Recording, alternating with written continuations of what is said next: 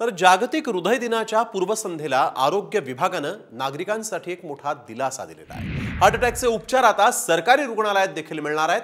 हृदयविकाराचं प्रमाण वाढलेलं आहे, उपचारांचा खर्चही वाढला आहे। त्या पार्श्वभूमीवर राज्य सरकारनं हा मोठा निर्णय घेऊन सर्वसामान्यांना दिलासा दिला। पाहूया हा एक रिपोर्ट। हार्ट अटॅकचा उपचार सरकारी रुग्णालयात। तुमच्या जवळच्या रुग्णालयातच होणार उपचार।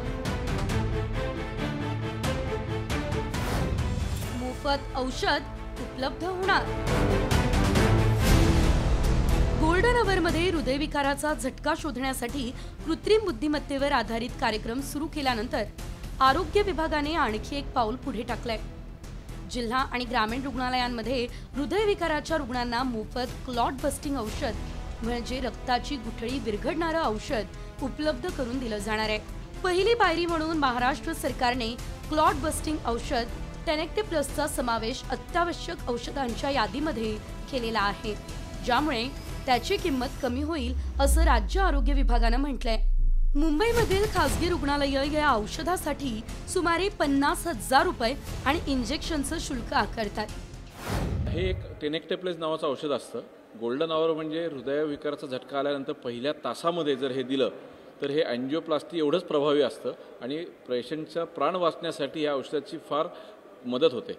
जो हा शासनाचा उपक्रम आहे की जिथे हे टेनेक्टे प्लस नावाचं औषध हे मोफत दिलं जाणार आहे गव्हर्नमेंटच्या हॉस्पिटलच्या माध्यमातून, हा अत्यंत स्तुत्य असा उपक्रम आहे की ह्याच्यामुळं खूप रुग्णांचे प्राण वाचण्यास मदत होणार आहे।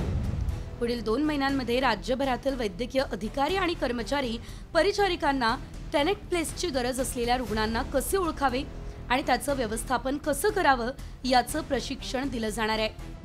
जिल्हा रुग्णालयांमध्ये 23 कार्डियाक कॅथ लॅबच्या निर्मितीला मान्यता दिली आहे। जिल्हा आणि ग्रामीण रुग्णालयांसह सर्व सरकारी रुग्णालयांमध्ये हृदयविकारावरती उपचार आता मिळणार आहेत। अनेक नागरिकांनी हार्ट अटॅकचा धसका घेतलाय। तरुणपणातही हार्ट अटॅक येण्याचं प्रमाण वाढलंय।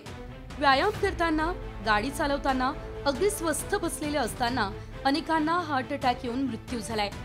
मात्र आता सरकारी रुग्णालयांमध्ये उपचार होणार असल्यानं उपचाराची धावाधाव कमी होऊन रुग्णांचे प्राण वाचणार आहेत। ब्युरो रिपोर्ट, साम टीव्ही न्यूज।